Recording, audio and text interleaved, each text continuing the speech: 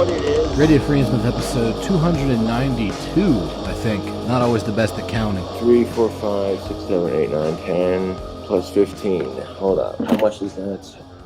I can't do math off the top of my head like that. Doing another black metal episode because I find it to be a pretty interesting genre. It's very plastic, and I don't mean that saying it's fake. Rather, I'm saying it's easily molded into a variety of different forms, whether or not that's because so many quote-unquote bands are really just one or sometimes two people, so there's more freedom in the types of ideas that could be expressed, or if it's because it's a more emotionally driven genre, so it gets pulled in slightly more directions than, say, death metal might. Whatever the reason, you got a bunch of different kinds of black metal running around there. Regular old school black metal, black thrash, symphonic black metal, ideological stuff like Natsock black metal. You got the folky kind of black metal, black gaze, which kind of sucks for the most part. I mean, it's got right in the name, dude. It is what it is. With all these different kinds of black metal running around in a genre that generally tends to be more purity focused than other styles of music, despite its highly malleable nature, it makes sense that around the turn of the millennium, you had this style of black metal coming out called orthodox black metal, which, just given the name, you would think that they would be about getting back to the roots of black metal. And in some sense, a lot of these bands were. We're talking about specifically bands labeled as orthodox black metal, like Catharsis, early Funeral Mist, early Watain, Malign, Offermod, and Deathspell Omega.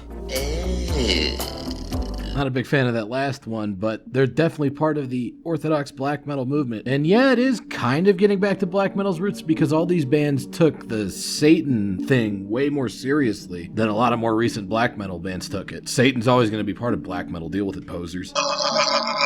And a lot of these bands specifically took a theistic standpoint on the Lucifer question. But in terms of music, I mean, yeah, Catharsis obviously sounds a whole lot like old Dark Throne, but Deathspell Omega and even Funeral Mist and Watain, a lot of that stuff is not very old school sounding at all. Usually the drums are very technical and death metal influenced. There's a whole lot of weird technicality and dissonance in the guitar riffs. I don't know, I just called all that stuff Norma Evangelium Diaboli core or something, and reserved the orthodox black metal label for stuff I find to be truly orthodox. Because there is sort of a weird subgenre of black metal that exists that pushes for much more orthodoxy while still kind of making a new form of black metal. It's kind of hard to define, but it would definitely include bands like Spite,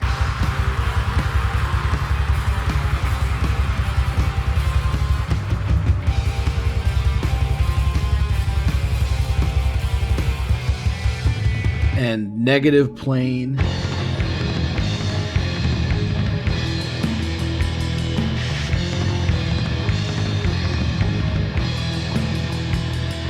and Head of the Demon.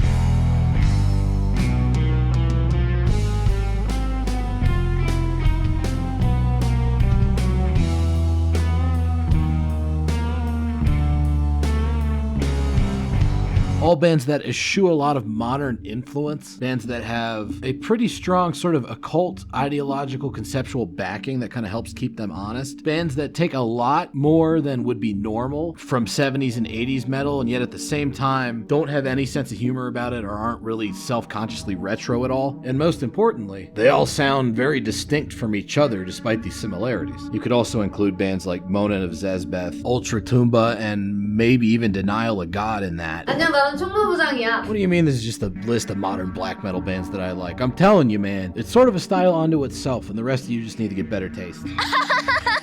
Maybe the orthodox black metal label's already taken. We'll just call this stuff occult black metal. I don't know. Whatever you call this style, one of the best, if not the best band to practice it would have to be Cult de Ghoules from Poland, who are easily one of the greatest black metal bands of the past 20 years or so. And that becomes pretty apparent within, 20 to 30 seconds of my favorite song from them, Idols of the Chosen Damned, which starts off in, pretty typical black metal fashion. Got your spooky synth noises, your stock thunder sound effects, some evil laughing.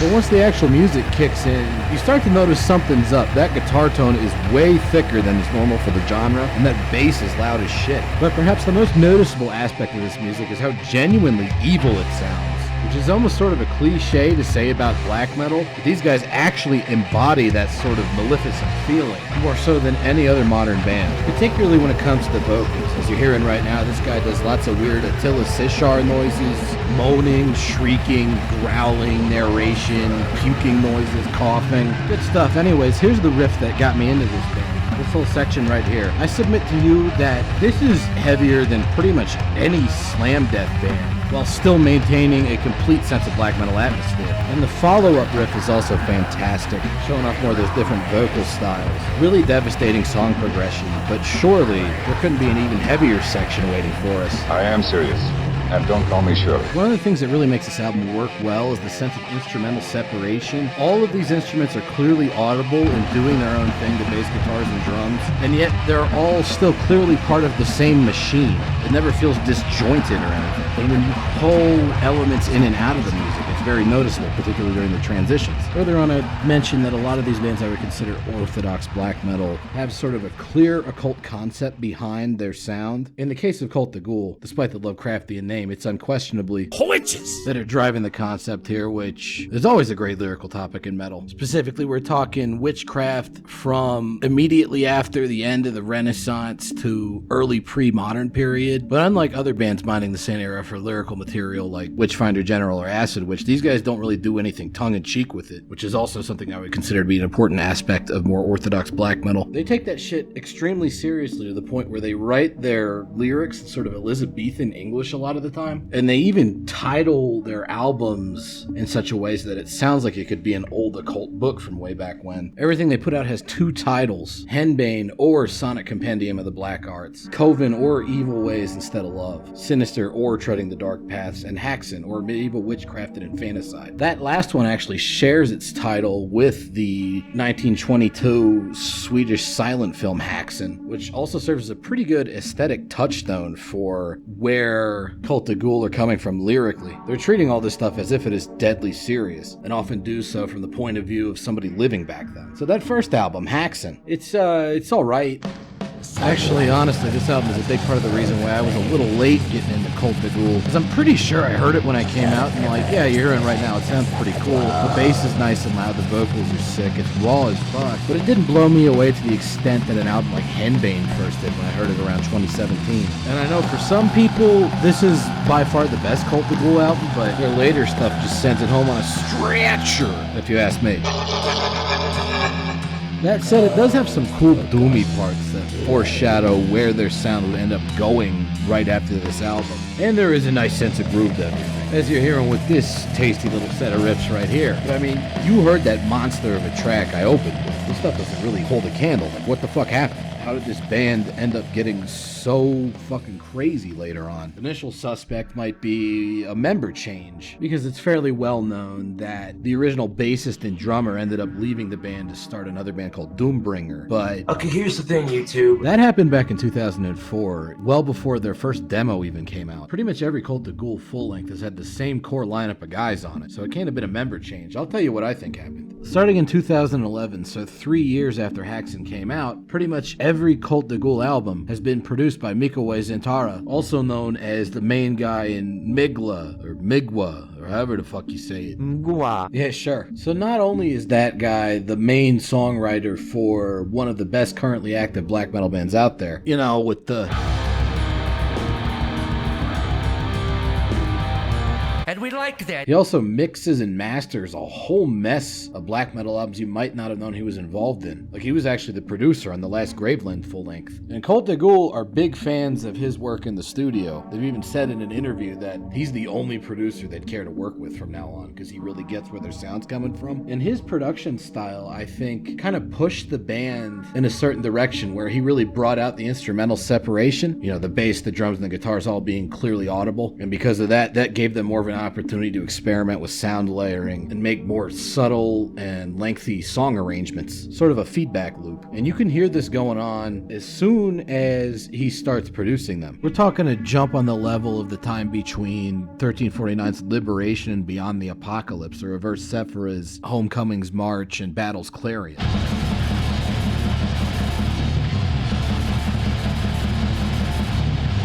Like, you can already hear the difference just on this fast-paced riff right here, but where it really shows up is during the slow parts, where perhaps because the instruments are so clearly defined in the mix, they're big at doing transitions like this one here, where they start bringing in each instrumental element gradually for maximum impact before finally going back into the standard form of the music with the vocals on top of it. This song, Spectres Over Transylvania, is the only one on this EP, and it's 25 minutes long, but you don't even feel the length, because honestly, all the material is just so darn engaging and incredibly memorable. They use repetition to their advantage, letting you get intimately familiar with each very catchy riff, so much so that when a transition does happen, it feels like this big seismic shift, very dramatic moment. And that really lends extra impact to sections like this, which are essentially the black metal answer to something like a thrash break in a speed metal band or a breakdown in a brutal death metal band. It's like the money shot of the music.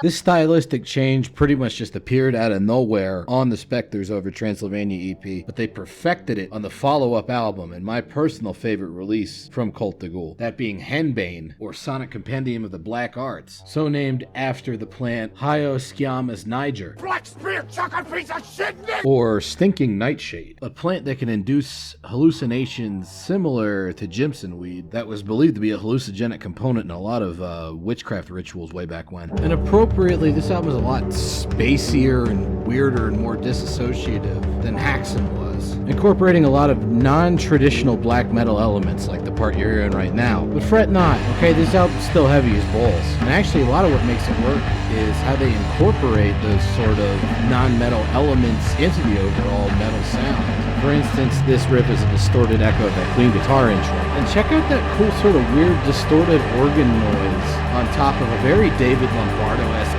ride cymbal trick, all still based around that clean guitar melody from earlier. Then the music eventually does shift its melodic focus into this more sort of swaggering kind of riff that has a real sense of nastiness to it. It's got this sense of arrogance to it that really enhances the overall evil atmosphere. And then we slink off back into the shadows with another clean guitar phrase that's a follow-up to the one that started the song out. This album has real long songs, but they aren't, I won't say they aren't complex, because they do have a lot of subtle shades to them, but when you get a song like From the Chasm that's 12 minutes long, it's gonna have a shit ton of different riffs in it. These songs don't have a whole bunch of riffs. Instead, they tend to be very subtle series of variations on a smaller amount of riffs, utilizing repetition again to their advantage. Now, that's not an approach that's that unusual for black metal. You see it in a lot of bands that are influenced by Burzum, but it is kind of unusual with a band that uses this many percussive riffs. One of the only other bands that I can think of doing something like this would be Amon Gut from the Czech Republic, who honestly I would be somewhat surprised if they weren't a direct influence on Cult de Ghoul. There's certainly a lot of similarities between the two, with those very old school style riffs and this usage of very subtle transitions, as well as a penchant for writing these real money shot, like attention grabber riffs that appear about midway through the song. Like this riff right here, I've been using it as a warm-up riff for when I practice guitar for years and years now. Amon Gut's The Worship, certified 1996 classic. And yet, honestly, I think Cult de Ghoul's Henbane does what that album does even better, in terms of having songs that are very long and repetitive and don't have that many riffs, but manage to maintain the listener's interest over the course of their runtime, mostly through subtle manipulations and the melodic themes behind those riffs. Like right here, this is still that same riff from earlier. They've just kind of changed up the texture of it, adding in a different drum beat, using a different guitar picking style, and eventually layering another tremolo picked melody on top of it as sort of a counterpoint, while still utilizing the same sort of riff skeleton. Before then, as they always do, finally hitting that major turnaround, where the music slows down and they start gradually reintroducing the instruments as separate layers. In this case, you got the guitar looping track with short punctuations of bass guitar and drums, before it all comes together in this new set of riffs, which, as always, are incredibly fucking heavy. Because Henbane is definitely unquestionably one of the best post-millennium black metal albums. As far as Cult de Ghoul's other stuff goes, my second favorite album from them is the one that came out right after it, and the one that shares the most in common with it, that being Coven, or Evil Ways Instead of Love. Nice Black Sabbath reference. So this album is a little bit more controversial than Henbane when it came out. It doesn't seem to be as widely beloved by Cult de Ghoul's fan base as Henbane was. A lot of people attach adjectives to it like bloated or overlong. And yeah, it is certainly a very ambitious project. It's on 2 discs, the songs are all super fucking long, and they incorporate a lot of non-black metal elements, many of which end up sounding like some of the more ambient rock and opposition bands like Universe Zero. You should be hearing a sample from a part of the album that fits that description, if I remember to add it in post. Make a note!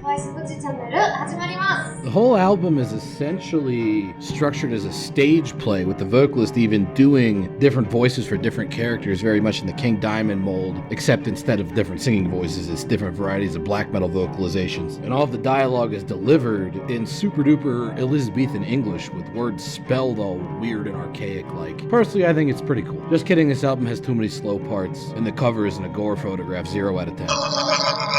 The riffs this time around are maybe a little bit more technically complex than they were on Henbane. Still very much old school black metal worship. And they do a great job of portraying the different moods required by each different scene of said play that is being enacted. Speaking of which, here's the play's principal protagonist speaking to you now. A young lady named Dorothy who has become a witch and been inculcated into the dark arts and sold her soul to the devil. This is sort of the climactic scene of that transformation, as she cuts all ties with her prior life in the midst of a supernaturally induced thunderstorm. Another character appears, this being her fiance Jonathan, who has heard her soliloquy and is attempting to pull her back from the edge. I don't think it's gonna work, buddy. Say the magic word. Sorry, man, it's a black metal album. I think we know who's going to win this confrontation. And as you would expect from Cult of Ghouls, said black metal album is also full of tasty fucking riffs, like this one right here. Perhaps the closest they've ever gotten to just throwing in a straight up black thrash riff. Almost sounds like something you might hear on a Sabbath album. We all know how I feel about Sabbath. I love the little note frills in between those bass guitar and drum hits. More of that subtle variation in long repetitive songs, switching up the drum beat under that same riff as we ride it off into new darkly satanic pastures. The next album they put out, Sinister, or Treading the Darker Paths, saw them experiment with their sound a little bit more. I mean, they didn't do another giant double CD concept album stage play thing. And yeah, some of the songs were pretty standard Cult of Ghoul riff stacking goodness. But they also started to indulge in what I like to call the one riff black metal epic. And I'm not talking about the sort of thing you hear from Vaughn, like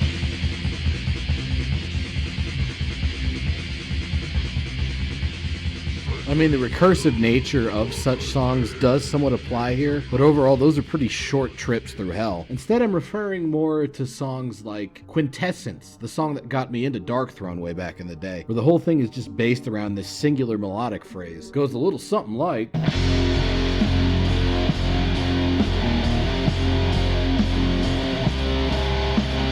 I know what you're thinking. That song's like 7 minutes long. Is it really all just that riff? How do they get away with something like that? Well, I'll show you. It's through constantly shifting subtle variations on that singular theme, such as moving the riff up and down the neck, or perhaps adding in an extra little layer of guitar or bass just for a second, kind of commenting on the overall experience. Got all these different components kind of bouncing off each other, so it all works and doesn't get boring, even though it's born out of this singular melodic matrix, which is probably the most Brett Stevens thing I've ever fucking said. Nerds! Nerd! Nerd! On Sinister, Cult of Ghouls start to experiment with that concept, and honestly, it seems like a pretty logical outgrowth of where their songwriting had already been heading. There is maybe a little bit of Vaughn in this riff, mostly in the fact that it's very recursive in nature. It doesn't really seem to have any start or end. It kind of loops in on itself in an interesting way. Definitely kind of keeps the listener off balance and uncomfortable. And yes, while it is all one riff, they do layer and layer more elements over it over the course of the song to keep it interesting.